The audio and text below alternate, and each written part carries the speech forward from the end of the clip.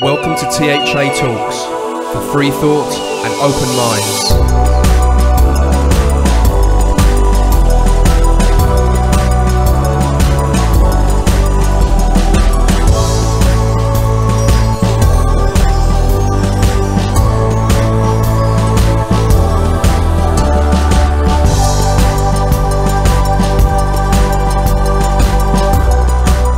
Hello people, I'm Paul Obitelli and this is edition 19 of THA Talks, brought to you by Theo Humanist Arts. Here at THA Talks we bring you weekly shows and all the best interviews we can get our sticky mitts on. Just go to www.thatalks.com to listen to or download all our free content. Our talks include news, conspiracies, spirituality, the occult, science, history, art, philosophy, religion and much more. If you'd like to get hold of us or send us any thoughts or ideas for the show, requests for potential guests, you can do so by emailing info@thatalks.com. That's info@thatalks.com. Also, our show is available through subscription using our RSS feeds or through various podcast directories like iTunes, Stitcher or Miro.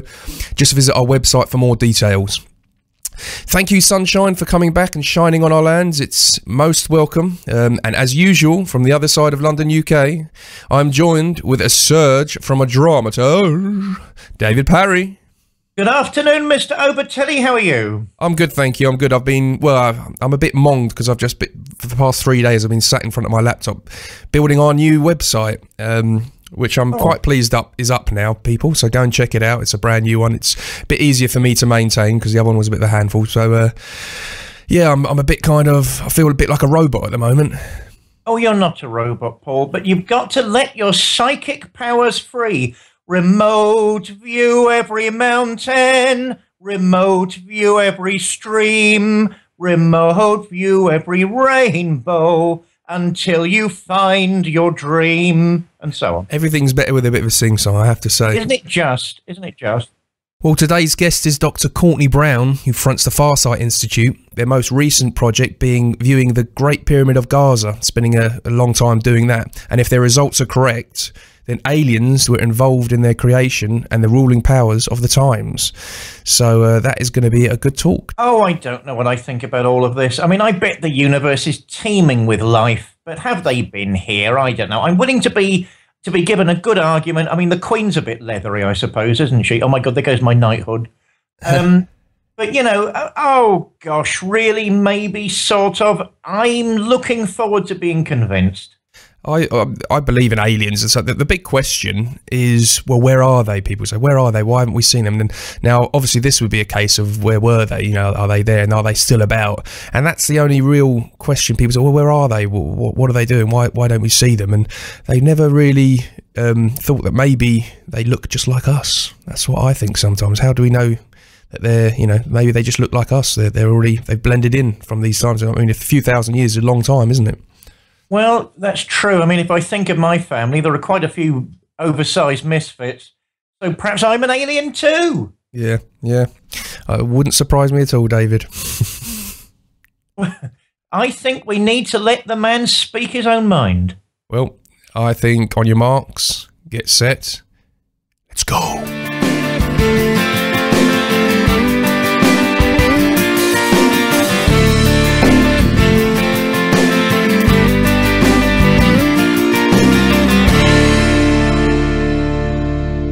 Dr. Brown, it's great to have you on the show.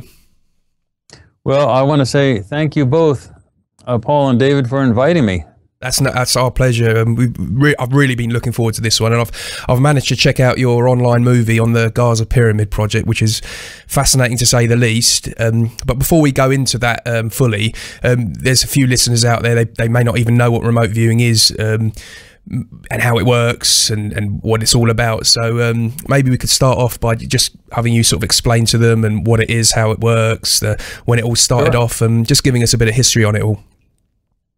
Sure.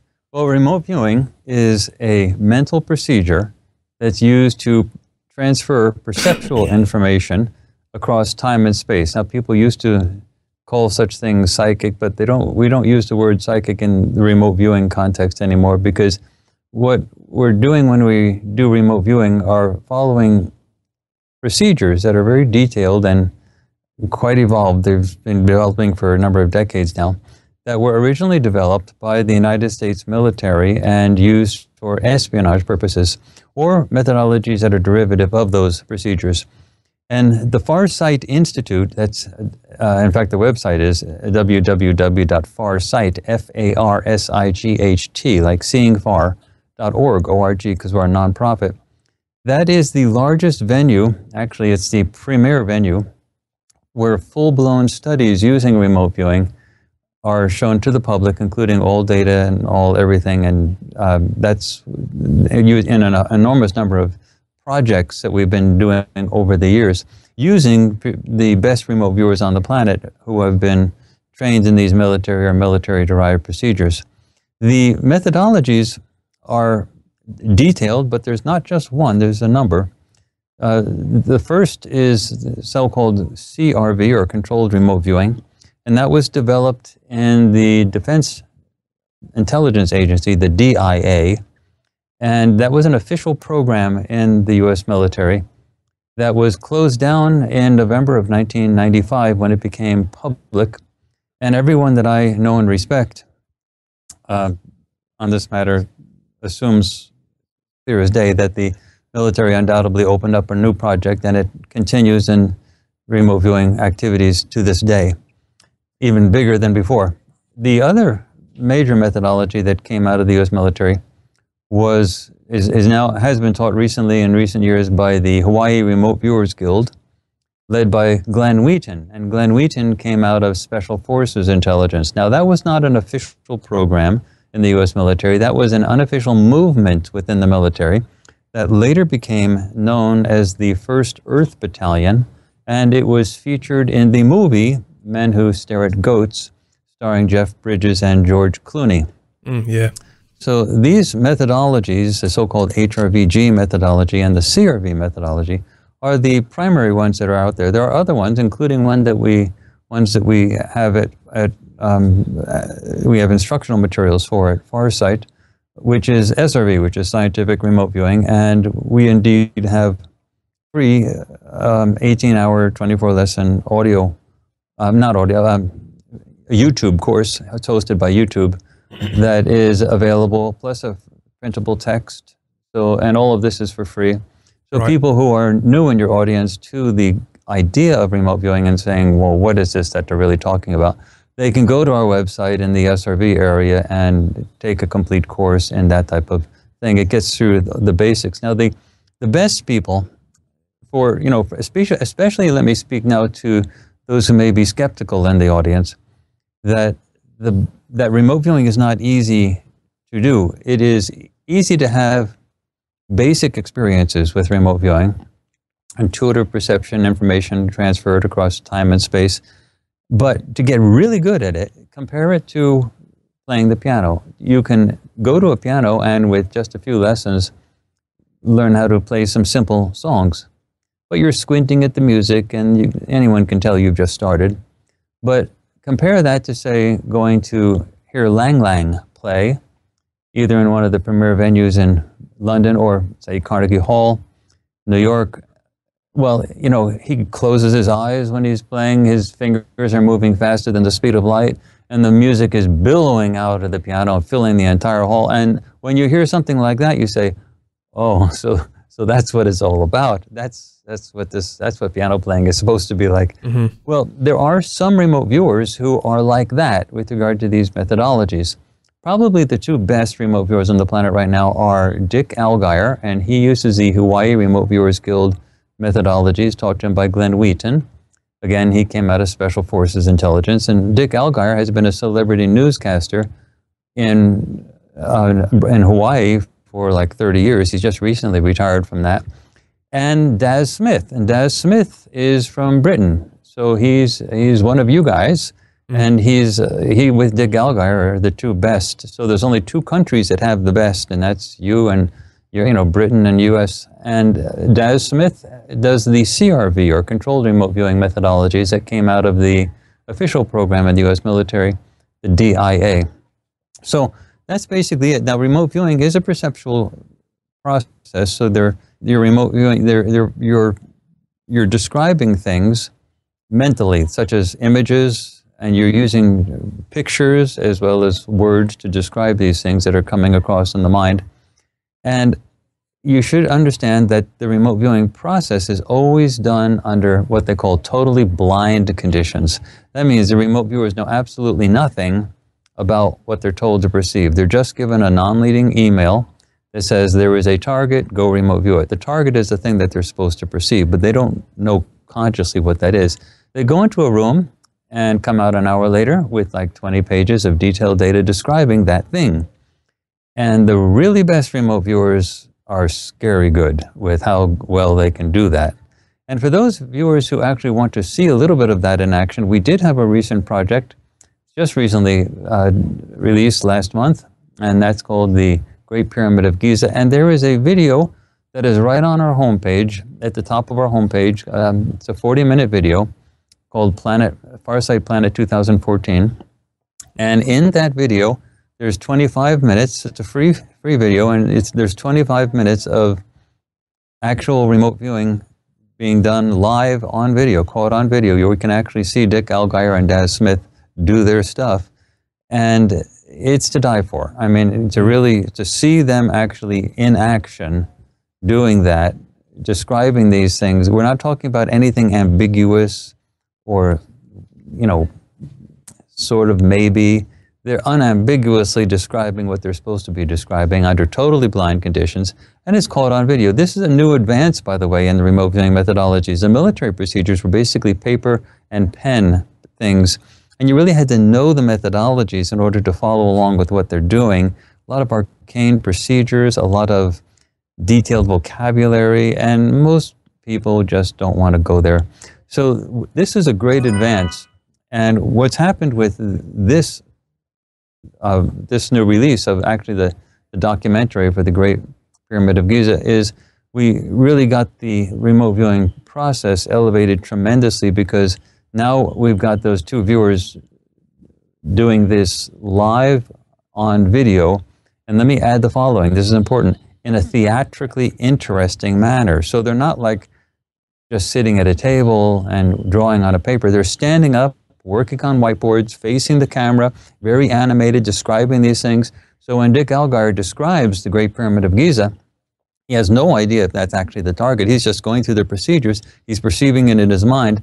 He's drawing it exactly. I mean, exactly. And he's calling it a pyramid. I mean, it's totally unambiguous. And when you hear Daz Smith describing the manipulation of the large, great 80-ton stone blocks that are used to make up the pyramid, it's not ambiguous. He's drawing the stone blocks exactly, and he's calling them big stone blocks, and he's describing the people perfectly as they're doing everything. So, you know, there's no ambiguity about this. And Daz Smith, by the way, let me add this final little tidbit to that long answer to your short question, but is that Daz Smith, for example, is a graphic artist who works in Britain. And so when he draws something, it's good. Yeah. So it's not like a crude sketch that somebody would just draw. I mean, you clearly see that he's drawing something in perspective and he's describing it with the right words. And Dick Allgaier, by good fortune, is also a very good drawer. So when they draw things, it's worth it to watch it. So. Right. I mean, you described it as a bit like learning the piano, something you can bang on a few keys, or you can play a good bit of music. What sort of qualities, or what do you need to be able to do to be able to remote view? Do you need to be psychic? No. The original military procedures were developed precisely because they wanted to teach people with security clearances how to do these things. So they wanted people who normally did not consider themselves psychic to be able, but who did have security clearances to do these procedures and get that stuff done. So you can teach just about anybody how to do these things, but there are some qualities that really, really help.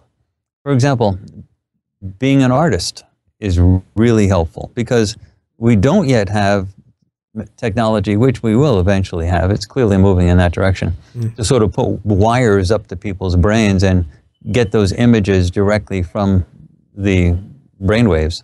But if you perceive something, you have to be able to sketch it and draw it. And the military training really emphasized, and most of the people who do remote viewing really emphasize the use of words, but we have found out that words really don't cut it with respect to the audience that wants to find out about this stuff. You can describe something to your blue in the face with words. Yeah. They want a picture, and they want the picture to be exact.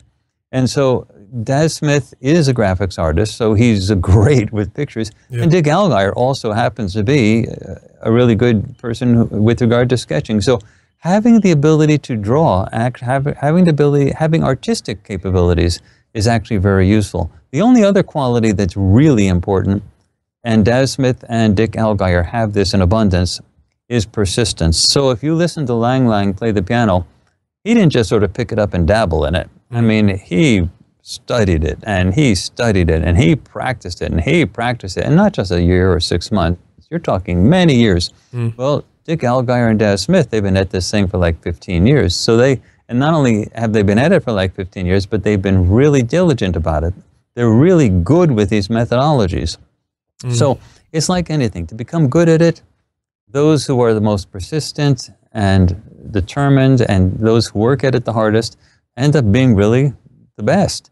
But the little extra ingredient is that artistic training also helps, because pictures are to die for. They always say a picture says 1,000 words. Yeah. Well, really, the 1,000 words without the picture are pretty useless, even though they may be totally accurate. The picture with the 1,000 words is is really what's important. Do you know of any famous sort of scenarios that remote viewing has been used with positive effects? Something we may have seen on the news that you may have heard, oh, you know, they managed to remote view this or that? Well, actually, the Farsight Institute is the leading venue for these types of projects where you can see things like that done. Right. This stuff is not reported in the mainstream news. So you asked a question that we have to say has boundaries in it with respect to time, because there's lots of things that don't get reported in the mainstream news. And this is sort of normal. For example, when the Wright brothers flew their plane and, you know, demonstrated that human flight is possible with a motorized vehicle, that wasn't reported in the mainstream news for years. I mean, it took like, in some major venues, and I'm talking major venues, both in the United States and Europe, like New York Times and things like that. Yeah. Some of those places took 2 to 4 years because they just didn't believe it was possible. And this is, in fact, the only way it got really reported fully in Europe was there was a show in France, and the Wright brothers took one of their planes and just flew it over the audience. Just kept flying it over until they finally got it, that, you know, this thing works. So with remote viewing, we're not there yet with respect to this being reported in the mainstream news. But if people want to see full-blown scientific projects with all the proper scientific controls added, our website is the major place, which is why I give talks about this. You know, I should say that there's a big intellectual issue going on with that question. And that is that once you just acknowledge that the remote viewing phenomenon is possible, a huge house of cards is going to collapse. And the mainstream is very tentative about doing that. For example, if you're saying that remote viewing is possible, that means you're saying that the instant transference of information across time and space is also possible. And as soon as you say that, you're saying that all of the paradigms of mainstream physics, both classical and relativistic, are clearly wrong. And then you have to say, actually, then you have to acknowledge that the major paradigms, both quantum mechanical as well as relativistic, that are taught as the end of the story in universities across the whole planet, you have to acknowledge that those paradigms are 100 years old and have not had any major fundamental changes. Now, there's been lots of details that have changed. For example, with regard to quantum mechanics, we can now do quantum computing. We know how to use the stuff a little better. We can calculate the things. I mean, I'm a professor at a major university. I'm a mathematician that works in a in a social science program. So I can clearly tell you that the math, the relativistic math, as well as the quantum mechanical math has improved over the years, but nothing in terms of fundamental changes or modifications to the fundamental paradigms for 100 years has happened. So really what you're talking about at the level of academia is a complete breakdown, not only in what is taught at the university level as the gospel truth, but also then the implications of findings and operational uses of remote viewing would enter. So you'd have to look at not only the remote viewing itself as a physical phenomenon, but also what has been discovered using remote viewing. So you're talking about a complete revision of the history of human civilization, and actually the complete revision of the development of humankind on the planet. So you're talking about departments everywhere, and news media are really, probably the most two frightened groups of people on the planet are reporters and reporters and editors that work in the news media, because the last thing they want to do is lose their jobs because people laugh at them. They really, this idea of respect for the news is huge in their minds, and they don't want anyone saying, disregard what they're saying and then possibly lose their job. And the second thing is academics. Academics are probably the most singularly cowardly people on the planet, because academics have PhDs and they have grants and money flows and all types of things. They have huge careers, and their entire personas are caught up in the idea that they are people with knowledge that is valuable and want to be worshipped because of that. In fact, in the old days, which wasn't too long ago, they didn't even allow academics to serve on juries, because academics, professors could sway the jury too much because of the knowledge that they have, the PhD, they're professors and so on. That doesn't work anymore. They figured out that scam, so you have to serve on jury duties these days. But the basic idea is, when academics are confronted with new information like that, they don't want to be the first to cross that line and say, okay, this means that everything we teach at the university is bogus. They don't want to go there, and they don't want to risk that. So by saying, has all this stuff been taught or spoken about in the mainstream media, it will one day be commonly discussed in mainstream media, and it will one day be commonly taught at the university level, but we have not gotten to that point yet. Yeah. If it does come out that it's factual, it's scientific, then you can look at things like 9/11 and things like that can finally get to the bottom of what went on there. I mean, everyone's got their opinion about these things, but you'd be able to find out. You're raising a good question. You're talking ultimately, the U.S. military knows this, and U.S. intelligence services are very keenly aware of this. You're talking about the end of governance by secrecy. That's what we do now.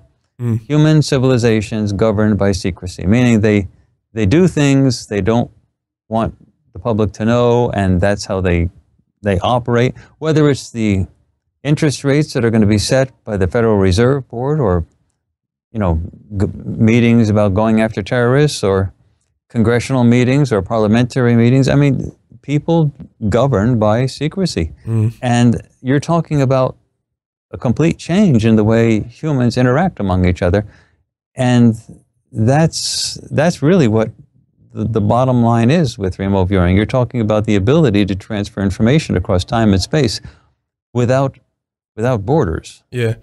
So with this new project, or should I say recent one that you've done in the Giza pyramids, what did you do? You flew out to Egypt, and were you right by the pyramids, and how did you work? How did you carry the projects out? Well, basically what happens with this operational project, that's different from, say, our scientific projects. Scientific projects and operational projects are different. Scientific projects is where we're using remote viewing to discover something with regard to the nature of the phenomenon itself, or the nature of physical reality, or the nature of time. And all types of extra controls are put in that are really quite dazzling. But we don't really have the time to go into them now, but it's really sort of very interesting to see the extra layer of controls that we have for setting these experiments up. But then there's operational uses of remote viewing, where you're actually using remote viewing to find out about things. So in this particular case, the project was about how the Great Pyramid of Giza, that's the largest pyramid in that pyramid complex in Giza, Egypt, how that was actually built. Because the mainstream archaeological ideas about how it was built are just plain nutty. I can describe some of those in a minute, but they're just plain crazy. And so it was really a question of how the heck was it really built? So what happened logistically is that I was the chief investigator. I am not the Farsight Institute. The people hear me speak a lot about the Farsight Institute, but that's the best way to look at me is to think of me as the front man, like in a rock group. For example, John Bon Jovi is the front man for Bon Jovi. Bono is the front man for U2. Steven Tyler is the front man for Aerosmith. So I'm sort of the front man for the Farsight Institute. It explains what we do. But we have a board of directors. In the past, we've had some of the military people on the board of directors. So actually, they're still on as emeritus members. They're retired. But for this particular project, I was the one who decided we were going to go after that pyramid to find out how the heck that thing was actually built. And I designed 6 targets. Targets are the actual things that the remote viewers are supposed to focus their attention on. And that includes a picture of the Great Pyramid of Giza, as well as words that describe exactly what we need to know about that particular target. Some of the targets were the mining operations, where the large granite 80-ton stone blocks were dug up. Some of the targets were the assembly of the pyramid. Some of the targets were the transportation of the large stone blocks, things like that. So all of the targets have verifiable elements within it. So there's no situation where the targets don't have something that can't be examined and compared with the remote viewing data. So if the remote viewing data is describing the assembly of the pyramid, we expect, if the target is describing the assembly of the pyramid, we expect the remote viewers and their data to actually have pictures of the pyramid being put together. If the target is describing the mining of the large stone blocks, we expect, and we know where the quarries are, that those big granite stone blocks came out of the Aswan area, which is about 800 kilometers, 500 miles south of Giza. We expect the remote viewers to literally be describing a quarry and mining operations digging large stone blocks out. So all of the remote viewing data have verifiable elements, but with a project like this, you always get new information as well. The verifiable stuff can be verified by looking at the data and seeing if it exactly corresponds with what is written in the target about what they're supposed to be perceiving. The new information is new stuff that we didn't even know was going on. So we look at how good the verifiable data are when they come in first, and then we look at the new data and say, well, if the verifiable data were spot on, the new data might be, we should look at that stuff. There's no real reason to believe that that wouldn't be correct as well, but it's new, and so we have to wait for verification for that later. Now, the military does this all the time. For example, they're looking for some terrorists that are doing a terrorist event. Well, they actually send the remote viewers out into the future, find the terrorist event happening, and then get descriptions, and then send people out to arrest the terrorists before they do the event. So in one sense, and what they're doing is they see the event occur in one timeline, and then they prevent the event from occurring in a different timeline, which brings up all types of complexities that you can already see that violate all types of stuff that's taught at the university. We don't have alternate timelines in universities. We have only one timeline, and if you take a course in physics, you're only taught about one timeline. So automatically we're talking about the operational use of remote viewing in ways that the university courses simply say cannot happen. And so you can really see how backwards the university content is, and people are paying big bucks for these tuitions. It's cheap to go to college these days. and to be able to confront the universities and say, and by the way, for all that money, it's a lot of rubbish that's being taught to them. That's a big pill to swallow. And so you can see why it's very hesitant for universities anywhere to just sort of grab the ball and run with it, because they realize you're talking about a complete renovation of intellectual thought that goes on in the place. The same thing with the news media. Once you start talking about the stuff that is in remote viewing being real, the news media has to acknowledge not only is the stuff real, but that they've been promoting a lot of garbage for a very long time, and people might respond to that. So, you know, but basically those are the logistics for how it's done.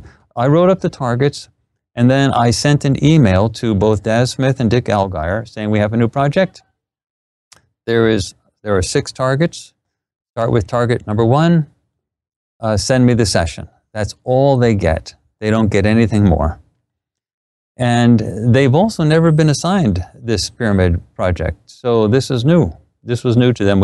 Our projects are not at all similar. Like, one project is never back-to-back similar with another project. So we always keep them completely guessing. One of the good things about Farsight projects, we're really well known for that, is how nicely our targets are defined. There's really no ambiguity about them. They're really nicely defined targets. And secondly, that the projects, one after the other, are totally unpredictable. Yeah. So we don't have projects where things are similar one after the next. So you're always guessing. Like, one time we had a project that was called the Multiple Universes Project, where we specifically went after stuff that was evidence of there being multiple realities. And that involved a lot of physical targets that were around the planet, different places, all types of different variety. And then immediately after that, we had them look at the origin of the asteroid belt. So, and we picked out 2 asteroids and something related to Iapetus as well, the moon of Saturn. And so you can see, you know, the differences between our projects are humongous. So there's no way to predict. So when the remote viewers do our projects, they really go in with a blank slate. Do you know what the views of people said, like Dick Allgaier and what was the other chap's, the British guy's name? You said Smith. Yeah, Daz Smith. These guys, and obviously the other people that all contributed. Mm-hmm. Did you have an idea that what they sort of thought of aliens and that kind of thing in a way, or were they quite surprised at what they saw, or were they almost expecting it a little bit themselves, or? No, in fact. We've had in the past, for a number of years, the military people, Glenn Wheaton and Lynn Buchanan, on our board of directors. They're just recently retired, although they're still as emeritus members. And they didn't want any extraterrestrial content at all. So whenever we were working with the CRV or HRVG viewers, there was sort of a line drawn that we are not to go there. So Daz Smith and Dick Allgaier knew going into this that Farsight doesn't do extraterrestrial targets.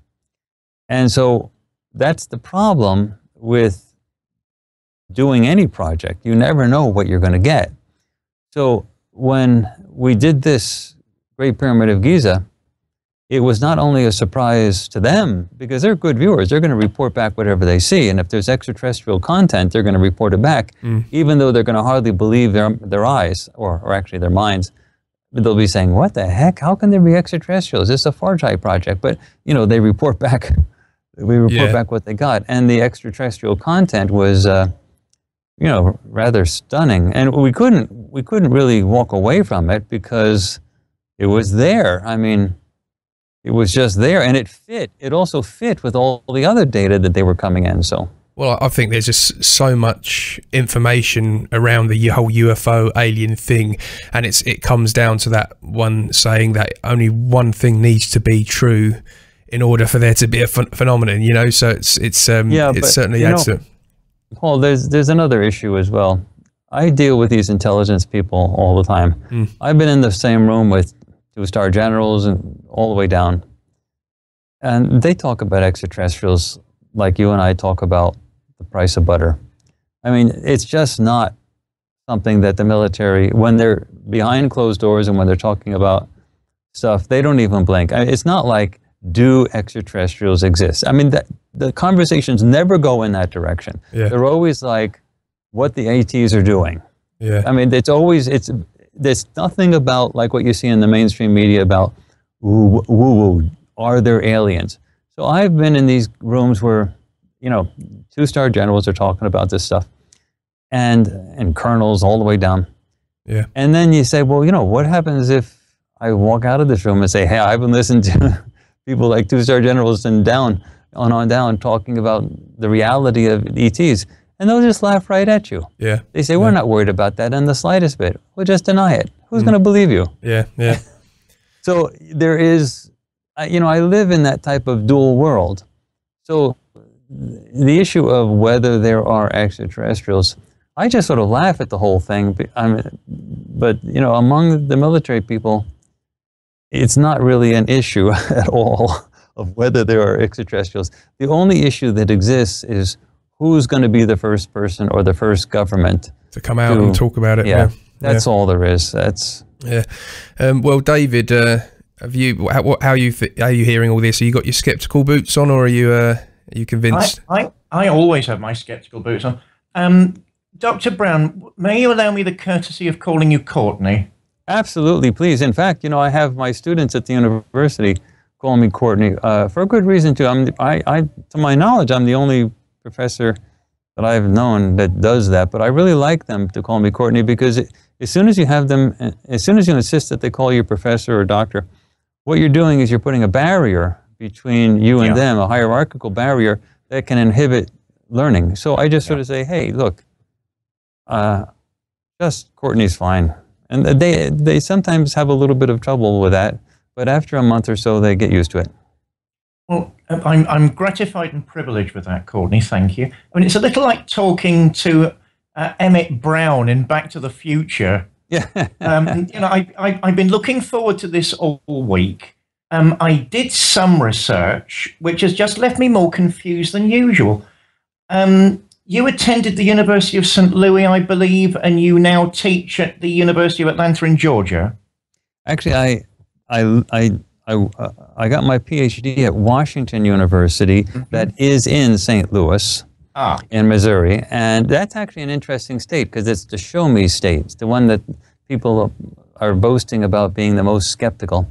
And yeah, now I teach at I've taught at University of UCLA, University of California, Los Angeles. I've taught for many years at the University of Michigan in Ann Arbor in their summer program, the ICPSR summer program. These are all math courses that I had taught at Michigan.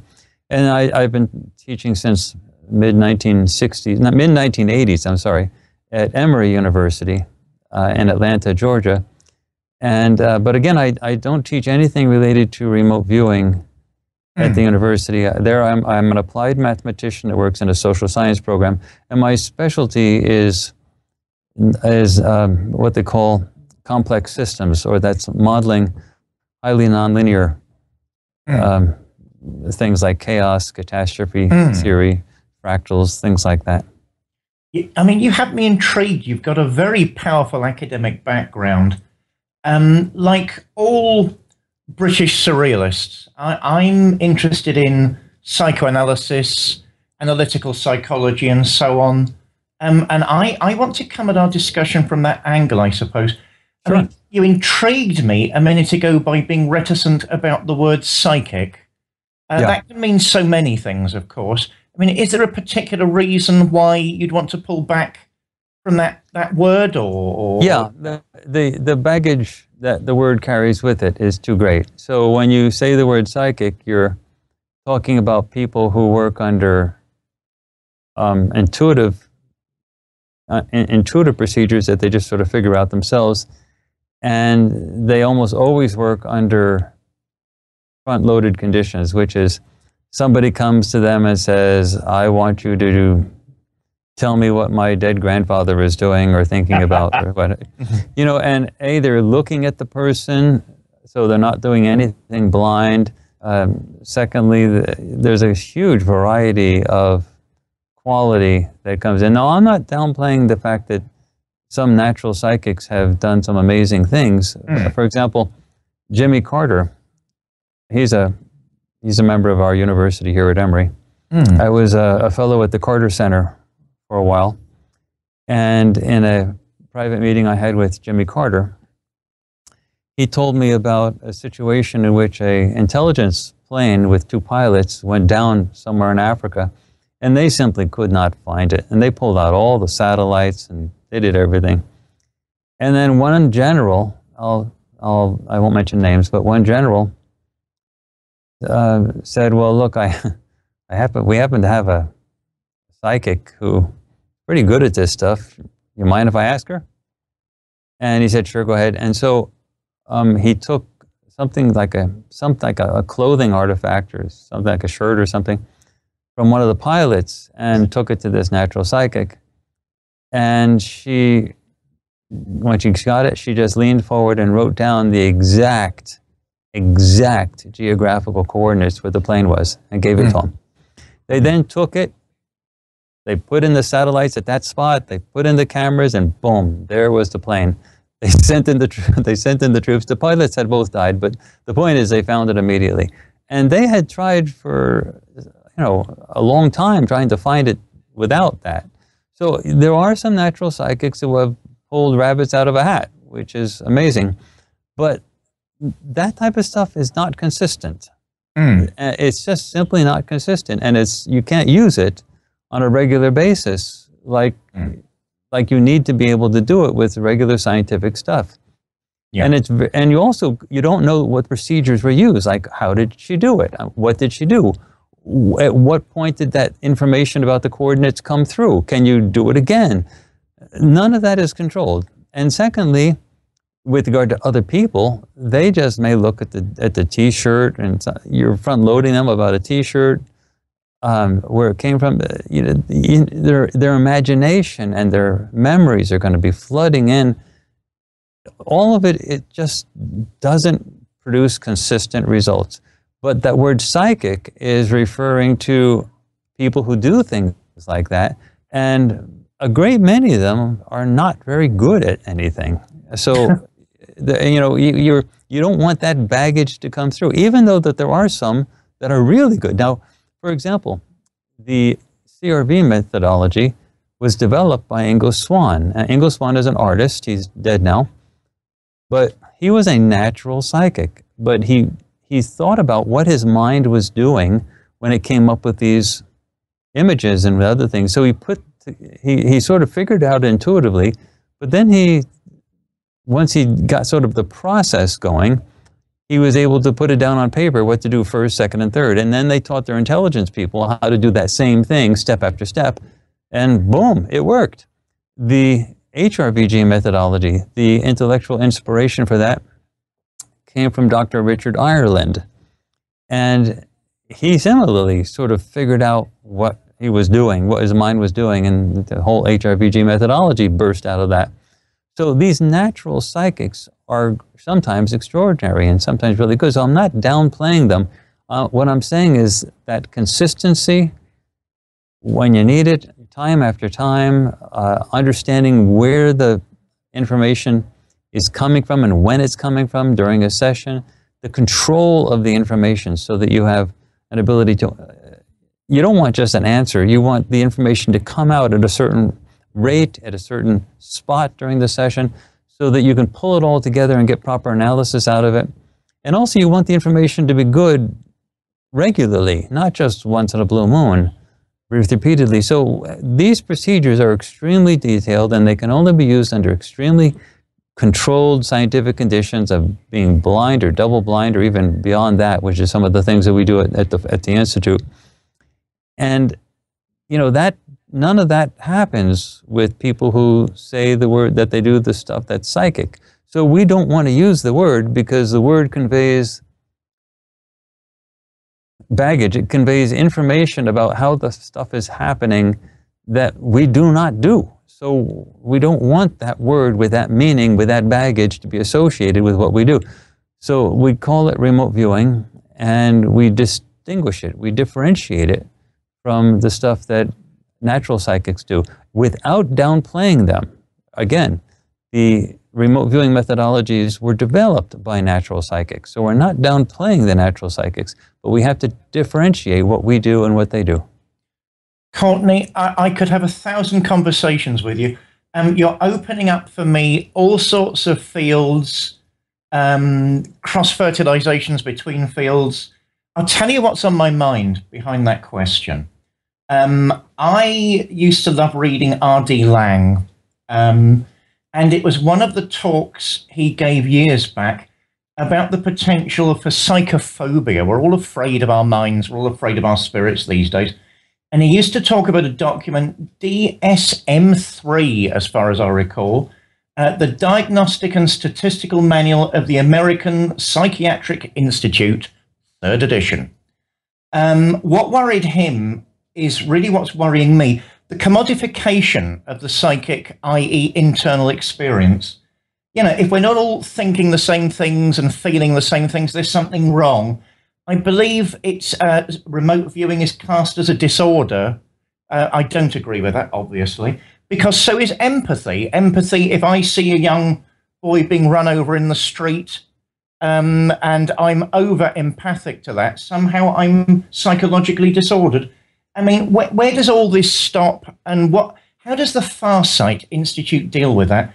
Because it's doing demonstrably clear work. So I wonder, you know, as I say, where do you stand, and what's the rebuttal you have of that? There is a pathology. So you are correct. There is a pathology involved, but it's not with the people who do remote viewing. We already talked about how the university and news media, but let's just focus on, since I'm a professor at a university, let's talk about the universities. How the universities are teaching something that's clearly wrong. The persistence of teaching something that's clearly been demonstrated not to be correct. The persistence of teaching something over and over and raising all types of financial and intellectual barriers about even allowing the subject matter to be talked about on university campuses or taught in any classes, that's a very significant pathological issue. Yeah. Now, you have to then say, well, why is that occurring? And you have to say, well, you know, the reasons are deep. They're not just financial interests, but there's psychological interests. The amount of effort that people create in their own minds to defend ideas that they presume to be correct is enormous, and that's true of everybody. When we think something's correct, we defend it to the very end. It's very hard to just sort of raise a new idea to somebody, and somebody will say, oh, that's great. That's wonderful. Now I'll throw out everything that I was thinking and just adopt that now. That just simply doesn't happen. Yeah. So with regard to the idea about psychological pathology, if you ask mainstream science, actually this was done. There was an issue of Science magazine published by AAAS, that's a leading science association on the planet, and they were concerned about people who were looking at science as an enterprise and saying, all right, give us your best call. If you're to say science is so great, what is the biggest, bestest, bottom line example of science at its best so that we can say, yes, it's done everything? And the conclusion was, and they published an issue of Science magazine, you know, focusing on this, that the two best guys are Darwin and Freud. And everything else, you know, stands behind those two pillars of the scientific enterprise. Well, let's just take Freud, for example. What does remote viewing say about Freud? Well, he's had some very interesting ideas, but his basic entire presumptions were bogus. You know, Freud is just simply wrong. When you talk about the interpretation of dreams, for example, he assumes it's intellect, he assumes that consciousness is essentially a physiological issue, and that it's the brain doing all this stuff. And when you go to sleep, the brain is still actively popping off things and has dreams, and you have to interpret those dreams, and so on. But remote viewing clearly indicates that a personhood, a personality, perception, one's essential nature is not limited by your skin, that consciousness is non-local. And it also clearly indicates, and I would say proves, but you would probably want to couch that a little bit more gingerly and said, strongly suggests, but depending on where you are intellectually, any one of those can apply, but it strongly suggests or proves or indicates, however you want to say it, that the human personality, that human consciousness is the main thing, and that the body is a temporary thing. So it's not that we have proved that you have a soul. What we're saying is that you are the soul and you have a body. The body is secondary. And Freud had it totally opposite. He had that the body and the mind, the physiological mind, is it. And so if you look at dreams, for example, from that perspective, dreams is when you shut down the body. You shut it down, you go to sleep. It's like turning the engine on the car off. And so the non-physical self, the real you, is able to disengage at that time. So you're not talking about an interpretation that has anything to do with what Freud said. You're talking about your existence before you were born and after you were born, re-engaging at night when you're sleeping, and you living that type of life. You're going back to where you are. And things are different in the dream world, very similarly to the way they are in the remote viewing world. For example, when you remote view, there's no examples of people sort of communicating telepathically, for example, by moving air, by opening their mouth and stuff like that. And if you dream, I would ask all of your listeners if they can simply remember a single dream that they ever had where somebody talked to somebody else by opening their mouth, moving it, and having air coming out. It doesn't happen. That's not the way communication works in the non-physical realm. That's not the way anyone communicates when you're dreaming. So what basically happens is that the whole dream phenomenon and the whole consciousness phenomenon has to be completely revised, and Freud has simply got it all wrong. And so the personality is not defined in terms of just your experiences and your physical body and your history. The personality goes way beyond that, to a personality that literally extends across time and space. None of that's in Freud.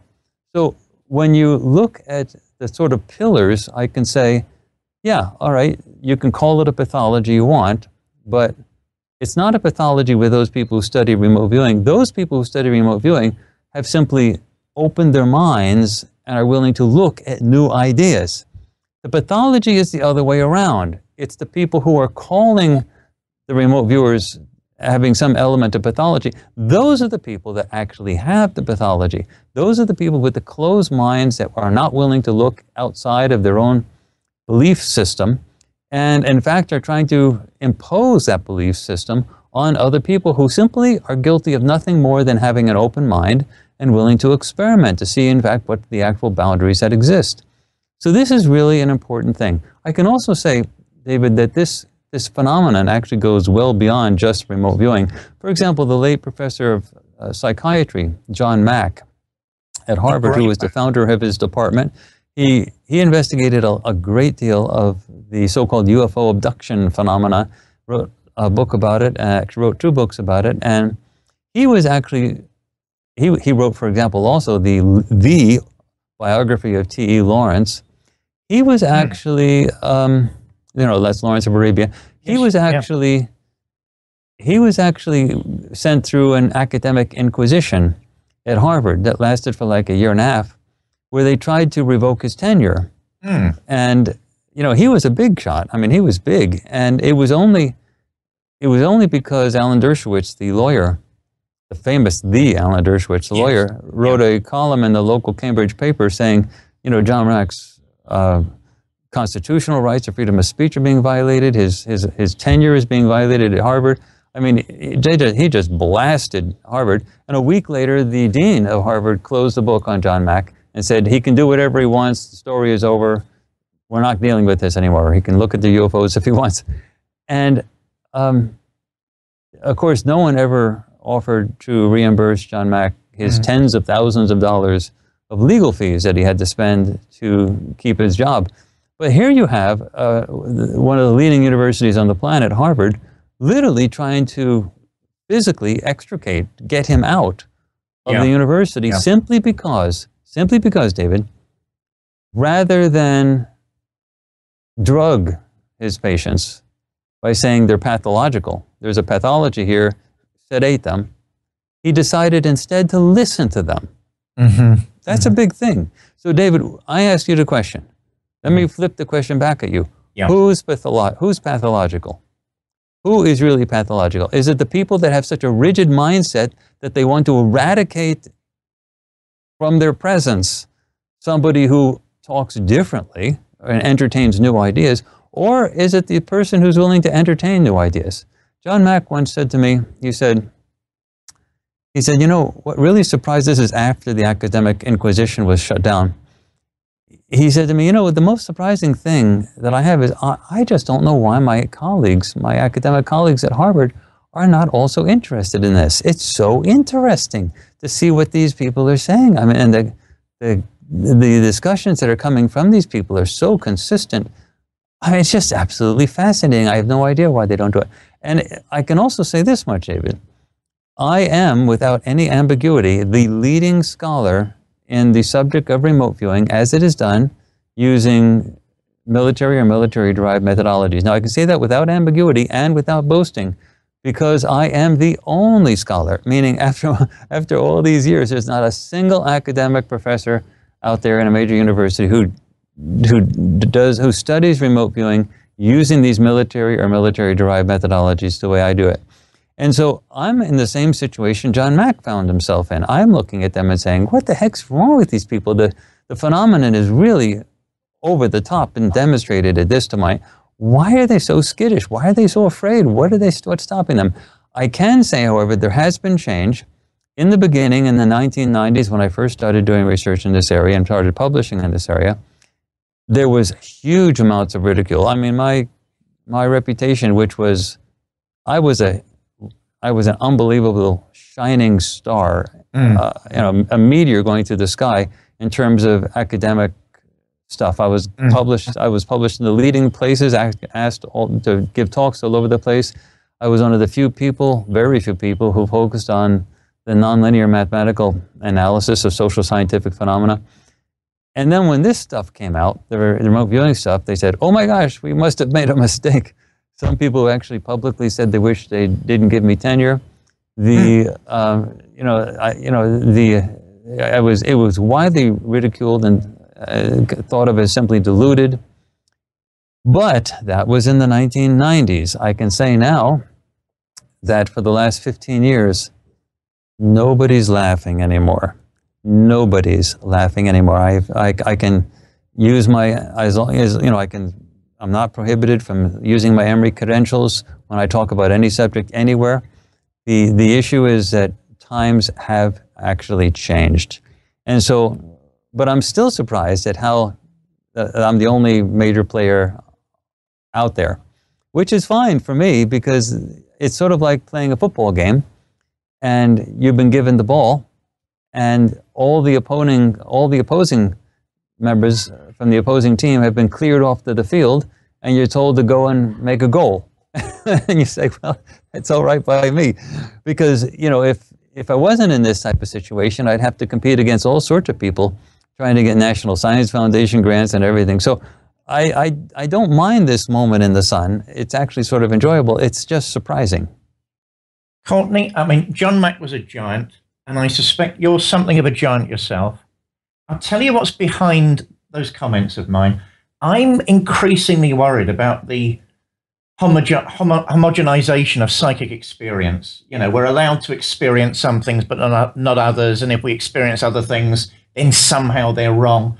An example that sprang to mind when you were talking a minute ago, R.D. Lang used to find it astonishing and appalling that some of his junior colleagues were worried about their students dreaming in color before a certain age and would need to be told by a computer or a book if that was okay or not. Along with things like you're allowed to, sense your dead mother in the room for 3 days after she's passed on, but not longer than that, well, there's something wrong. No, I mean, you strike me as an incredibly gifted, open, free-thinking individual. That's why you've got me intrigued so much. Let me say one thing, because my psychic powers are picking up, Paul, desperate to get into this conversation again. But I need to say one last thing. I'm amazed. I mean, you obviously do stride the field. No, let me be completely honest. I had a quick look at Rational Wiki before, which I don't normally. I mean, Rational Wiki is a bit like a blunderbuss. You know, it shoots in all directions and hits nothing. And they're so determined to be rational, they're irrational in their defense of rationality, and they're also bloody rude. I had a quick look at what they had to say about you, and I found it was strangely muted. And I think that's a testament to the impact you're having on a cultural level. What worries me, now, you're an academician as well, so I'd like your particular opinion. Epistemology, the rules of judgment. Why are universities so loath to change their paradigm? Why? I mean, has it really become something of a belief system now? Why are they so resistant to the new materials that year by year is coming into every university department I can think of? And why, I mean, I'm thrilled they let you use your credentials. Why aren't they trumpeting your work from the highest rooftop? You know, what's your feeling about that? Well, there's a phenomenon that's been known for a very long period of time, that academics do not simply hear new ideas and accept them just because they sound like they're good ideas. Basically what happens, and this was originally taught openly, actually spoken about openly by Max Planck, so this goes back well over 100 years, that great advances in science, and I'm talking about advances in the fundamentals of science, occurs not because someone comes up with a great and correct idea, but it happens because there's generational replacement, meaning the older people retire and die off and are replaced by people who are introduced to these ideas when they were graduate students, when they were younger. And that means that the major paradigms that you're being taught in the academy are things that people are defending when they're 40 and 50 and 60 that they learned when they were in their 20s. And you basically, as a graduate student, are really forced to have at least one new idea or you don't get your dissertation done. So the dissertation has to have some new development. And then that information is established as sort of new, but not yet accepted. And then when you become about 40 or 50 years old, the people who had the major paradigms of the day, they die off or are replaced by you. And so you're defending the ideas that were not perfectly accepted when you were a graduate student, but finally you have your day in the sun. So basically the dominant paradigms of the day are ideas that have been developed at least 20 years before and are already out of date. Because the younger generation, you're never actually taught stuff that's really new. Let me say that there's a good example for this, and that is the science that ultimately lends itself to understanding how the remote viewing phenomenon can actually physically work in the first place, was developed by a guy called Hugh Everett, and he was a physicist who worked under John Wheeler at Princeton University and published his dissertation in 1957. And he came up with an interpretation of the so-called two-slit experiment, which is a famous classical quantum mechanical experiment. Yeah, I know that. Saying, yeah, and the dominant understanding of quantum mechanics was at the time, and basically still is, the Copenhagen interpretation, which basically is that there's one reality in front of us, and that quantum mechanical things sort of exist in a probabilistic ether. And then when they're registered or observed in some way, as John Wheeler used to say, they snap out of that probabilistic ether and become real. And that's how a photon sort of, or an atomic particle sort of comes into the real world, snapping out of the probabilistic ether in this collapse of the wave function. And Hugh Everett listened to that and he said, that's so stupid. That's a monster. He called it a monstrosity of an idea. And he was correct. It was a monstrosity of an idea, but it was the idea that was accepted in his day. And he said a better interpretation, and I'm a mathematician, remind you, so I can tell you that no one has ever challenged Hugh Everett's math. The math is solid. It's the interpretation that comes out of the math that people challenge. And he said, no, it's much more likely that what has happened is that there are realities that exist parallel to ours, that these atomic particles are interacting with other versions of themselves. Because basically the evidence that something was interacting with something else would occur even if the atomic particle was by itself and there was no other atomic particles there. So what he said is, what's happening is that there are multiple versions of every one thing. And so he said, he came up with an interpretation that was ultimately called the other worlds interpretation. And it was not just an interpretation of quantum mechanics, but it was an interpretation that was generalizable to the macro level. That's you and me talking, like people, houses, buildings, planets. And it was basically the idea that there are multiple realities of us that all exist simultaneously. One where we're different, when we're wearing a different color shirt, or you're interviewing somebody else, or things like that. And this was so radical in its day, he was laughed out of physics. He was so disgusted by it, he left physics and went to work for the Defense Department and was the primary engineer, architect for the policy known as MAD, which is mutually assured destruction. And actually, it was a very good thing that he did that, because we would all be dead now if he didn't, because there were actually civilian as well as military people, high level, who were arguing at that moment for a first strike against the Soviet Union and China to get rid of the problem then, rather than wait till they built up stronger militaries. And it was Hugh Everett that said, hey, look, I'm the physicist in the group. That's impossible. You can't do a first strike. That'll kill us. The radiation will kill everybody. And, you know, had he not really built up that policy of MAD, mutually assured destruction, where they build their missiles and warheads and aim them at us, and we build our missiles and warheads and aim them at them, but nobody shoots because otherwise everybody dies. If it was not for that, we would have gone down the ranks of Hitler, Genghis Khan, Attila the Hun, genocide. So he really saved our butts big time. But that other world's interpretation that was so widely laughed at in his day, they've done some surveys. Approximately now, 18% of mainstream physicists have now fully accepted that that is the correct interpretation of physical reality. Now, you may say, well, that means 82% still believe in the Copenhagen interpretation. 82% still believe that there's only one reality and that there's a probabilistic ether and that particles snap out of it. But I would say, no, that's 18% is very significant, because look at who they are. They're younger physicists. The 82% are older. They're dying. They're retiring.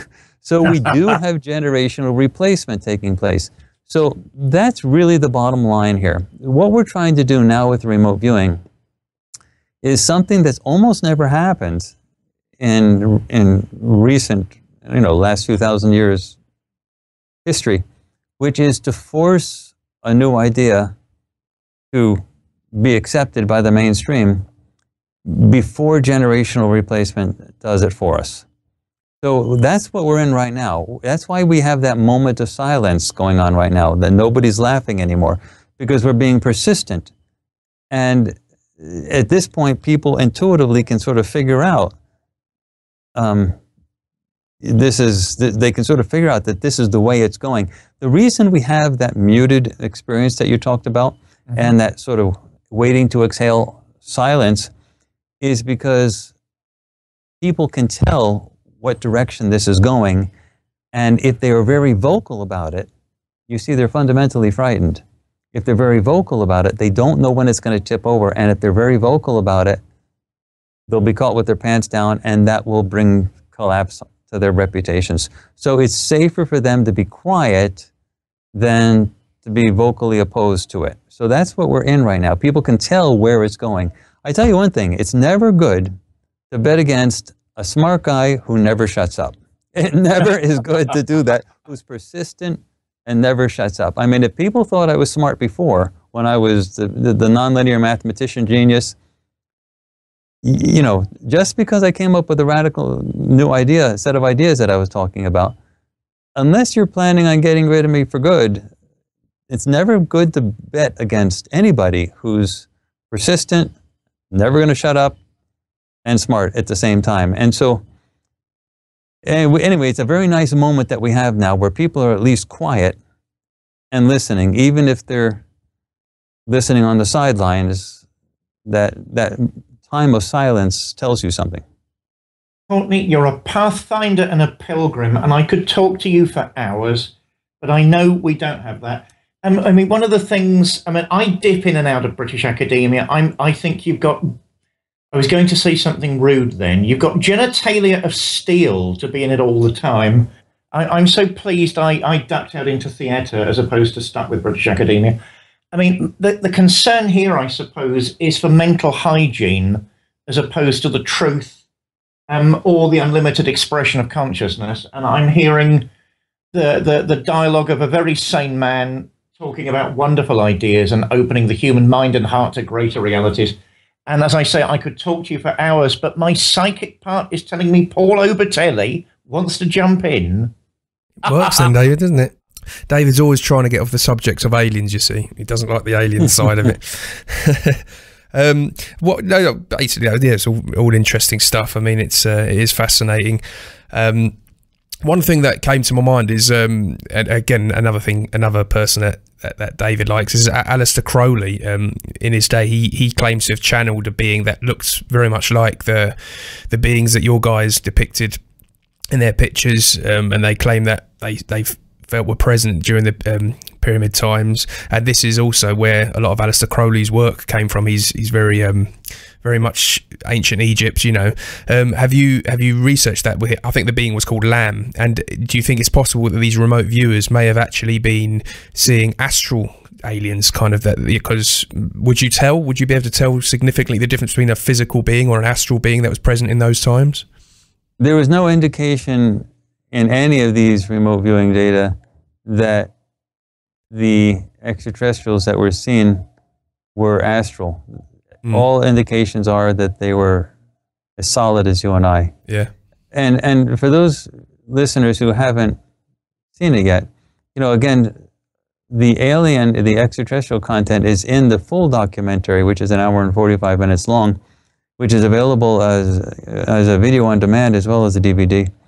So, but the verifiable, some of the verifiable data that shows you how the remote viewing is, you know, so realistic in terms of describing these targets.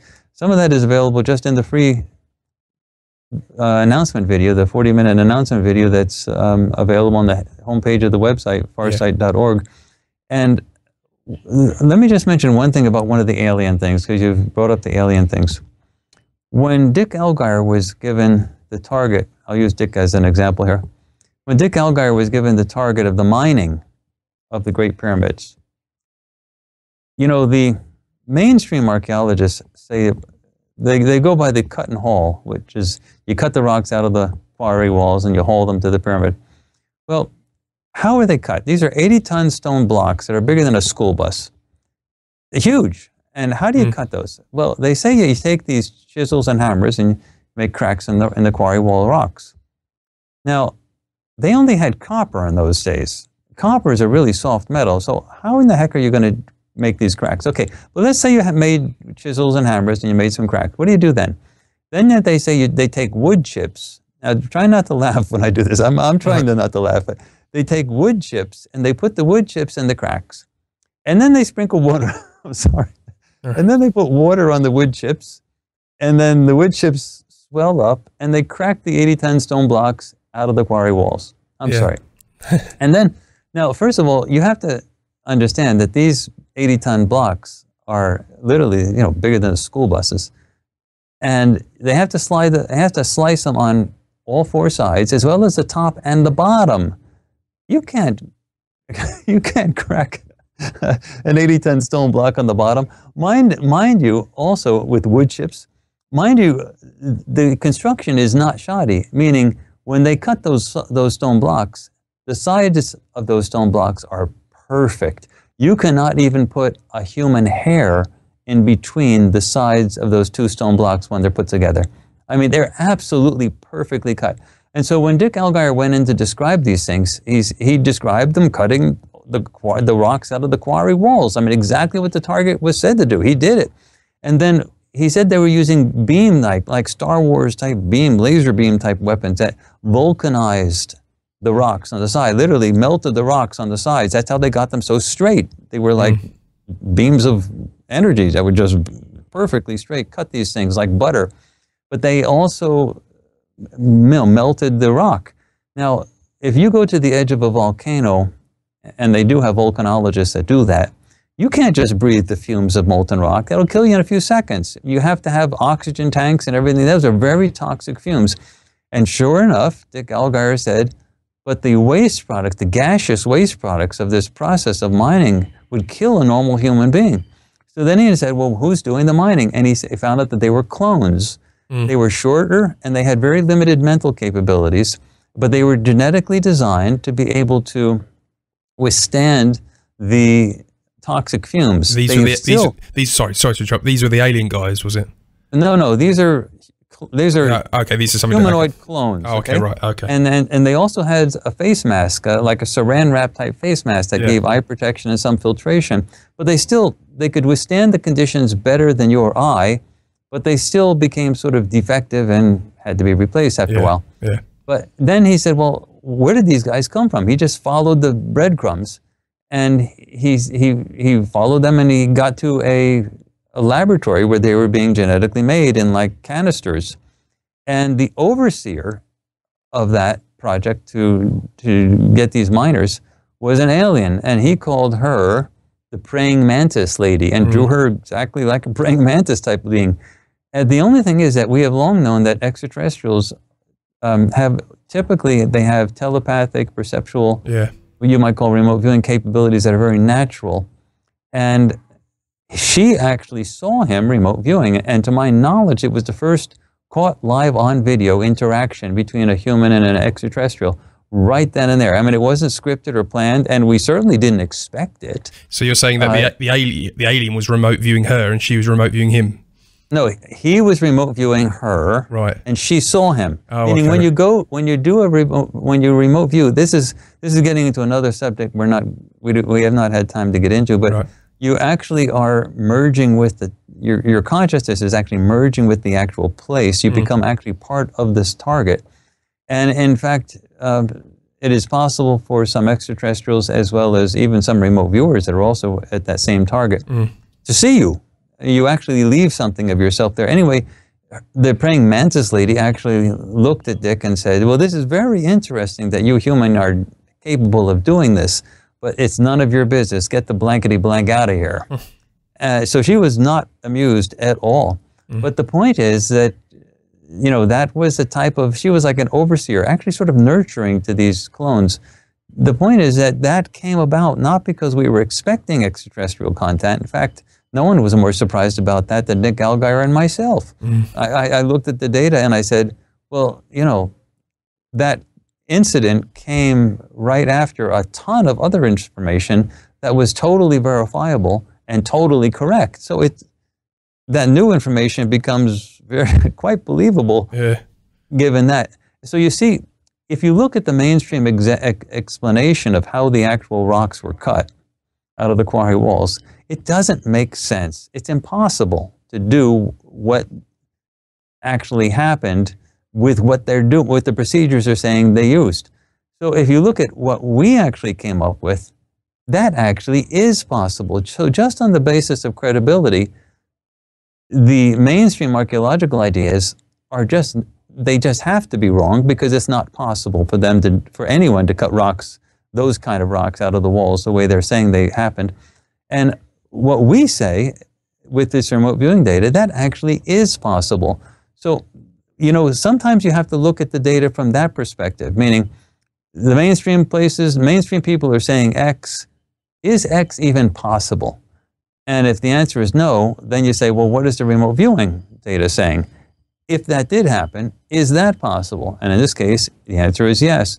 If we had a situation in which the mainstream ideas were possible, then you could hold the remote viewing stuff in abeyance and say, okay, well, still, let's side with the mainstream ideas because they are the mainstream ideas. It's sort of the null hypothesis, and let's not reject that so quickly.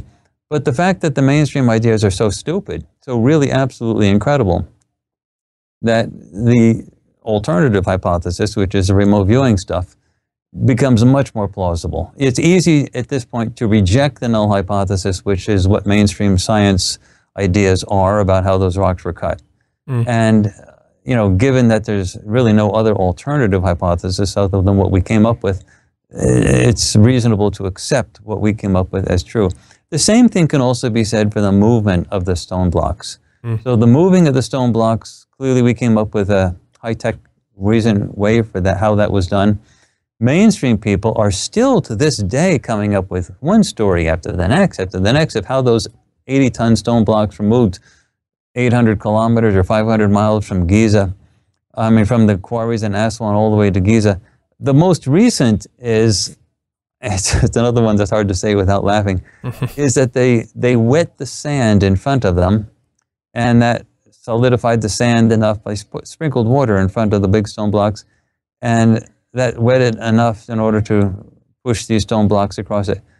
But you know, you go to the beach and go to the sand that the waves have just hit, and it's sort of wet, and step on it. Do your feet go into the sand? Of course they do. What do you think would happen to an 80-ton stone block? So the ideas that mainstream science are still coming up with to try to explain away the obvious, which is something very different happens to move those blocks, are those ideas that they're coming up with are just plain bonkers. But anyway, it's sort of fun for me because I can actually look at these ideas and I'm not afraid of saying they're bonkers. So what happens is when mainstream people say it, they're just hoping no one objects. And mainstream media dutifully obliges by not objecting. But if you look at it clearly, you know, if you ever put a person like myself together with a mainstream person debating these ideas, there would be nobody in the audience that would leave that room saying that the mainstream people won the debate, because the ideas are just so stupid. I mean, it is amazing what skeptics can throw out there as logic, you know, just to defend a reality system, you know, a reality tunnel. Actually, the government U.S. government has known this for a long time, which is how the old joke or story about swamp gas as an explanation for UFOs was used. They actually believed that the mainstream media and the public would accept anything they said, because they had been giving so many crazy ideas to explain away these things, that somebody just said, oh, let's just call it swamp gas. And that actually went a little bit too far. So when they said swamp gas, people choked on that one. And so they haven't tried the swamp gas thing again. But the principle of the whole idea is that they did firmly believe that you could tell the mainstream almost anything, and as long as the mainstream didn't want to accept the reality, they'd accept whatever you told them. Well, we've actually pushed over our time schedule, but it's been difficult not to, and I think we're definitely going to need to get you back on again with hear about some more of your projects coming up. Oh, I need to jump in there. I mean, we're thinking of holding a conference next year. I wonder if we can talk young Courtney into attending as one of our guest speakers. I really could talk to him for hours. He's got so much to say. I wonder if we can't, when we're off the air, start negotiating with our good Dr. Brown to see what we can do. What do you think? I'd be delighted to hear about that. So you just talk to me as much as you want. It's not just exactly. My job right now is to talk and to tell people about this stuff. So, is there anything you'd like to say to our listeners? Let them know what's coming up, or what websites to check out. We do have another project coming up, and we always have something in the works, and that'll be actually finished in about 2 months. However, I want to say that we are a nonprofit, and so we do not have any advertising money at all. So we have no way to get our information to people unless they actually sign up for our free newsletter. Right. Now, it's free, and we never give the emails out to absolutely anybody. So if any of your listeners would like to go to our website at www.farsight.org, Farsight, and go to the nav bar on the far left and just go to the bottom of it. You'll see a nice blue banner that says subscribe to our free newsletter. We send it out on Fridays with the latest of what we've been doing for the week. And it even has a cartoon in it from the celebrated cartoonist Vic Giza. So it's entertaining and fun at the same time. So, and it's free, so there's no reason not to. And that allows us to communicate with people and let them know when our new projects come out. Otherwise, people can go for a long while without ever knowing that we actually did something new. So that newsletter is an awfully useful thing to us. And again, we have no money to apply for advertising. So unless you sign up for the newsletter, you might not ever hear what we're doing. Yeah. And the other thing is, if you really want to see the latest project, which is the best one we've ever done. We've done a lot of really great projects, but each one gets better. It's the Great Pyramid of Giza. You get to see the remote viewing live in action, and at the end of it, you'll know what it's all about. And that's the Great Pyramid of Giza, and it's available now both as a video on demand and a DVD, and it's very inexpensive and really worth the time to sit down and look at it. It's sort of a jaw dropper when you actually see these guys work. And do remember that there's only 2 countries that house the best remote viewers on the planet Earth, and one is yours, one is Britain. Yeah. So you've got Daz Smith. You've got Daz Smith right there. It's something nobody else can boast about. Yeah. Okay. Well, been great to have you on. And anything you'd like to say, David, before? Well, as I say, I've been looking forward to this all week. The great influence on me is Roberto Assagioli, as opposed to Freud or Jung. And I want to talk about that to Courtney. I want to talk about probabilistic moralities. And I mean, it goes on and on and on. So all I can say today, Courtney, is it's been a supreme privilege to speak with you. I just can't wait to speak again. Well, the honor goes both ways. So I want to thank you both of you for inviting me on your show, and I look forward to speaking again as well. Great. We'll speak to you next time. Thanks again. Super. Take care, my dear friend. Bye-bye. Bye-bye.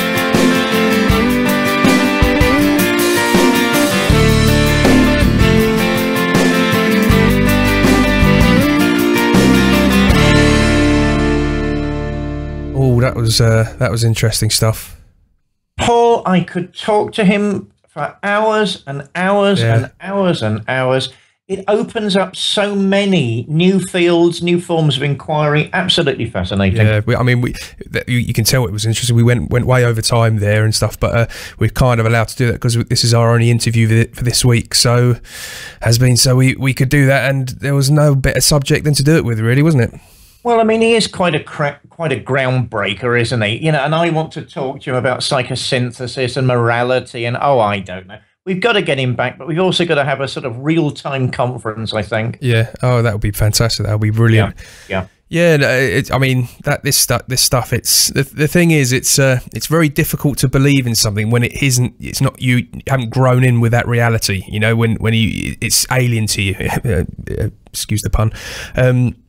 But it's at the same time, if you look at so many aspects of different information out there and events and things like this go on, it really makes you think, you know, there could be so much more to our history and to this universe than we think, you know. You see, I think it's more than that. I mean, the US military are very cautious. You know, those boys look after real issues that can go critical very quickly. If they're so interested in this phenomena, it must be taken seriously. Yeah, and it's also scary that if they are doing it themselves secretly and are very good at it, it's kind of a scary power, really. We'd look to the Farsight Institute to save us all, I think. Oh my God, do you think they're looking at us now? They probably are, actually. You mean they're watching me eat all these chocolates? Oh my God. Well, they'll be watching me eat a kebab later, I think. Oh, it's obscene, all these timelines. Whatever happened to privacy? Right, well, next week we'll be getting on Prakash Adashra, who is from India, and he'll be talking to us about predictions from secret astrology. He's been going mad on Facebook, posting links. I predicted this, I predicted that. See, look, I told you so. So we got it. We're going to get him on the show, and he's going to fill us in on his little adventures there. That should be good, shouldn't it, David? I predict a fascinating conversation, which means people must start sharing links. Exactly, yeah. Well remembered, David. Yeah, please link the show, folks. You know, if you're enjoying it, spread the word. Let your friends enjoy it. We've got a new website up as well, so we've got a lovely new website to show everyone. And thanks to all those tuning in and listening. It makes it much more worthwhile for us to do, knowing that you're out there enjoying yourselves with us. And any ideas? And we love you. Yeah. So any ideas you got, please send them in. Any thoughts, if you just want to say hi or take the piss out of David, you know, you can do that. So we shall look forward to it. That's playing with fire, of course, if you do that. But it would still be nice to hear from you. Share the links. See you later, folks. Chowsy, chowsy.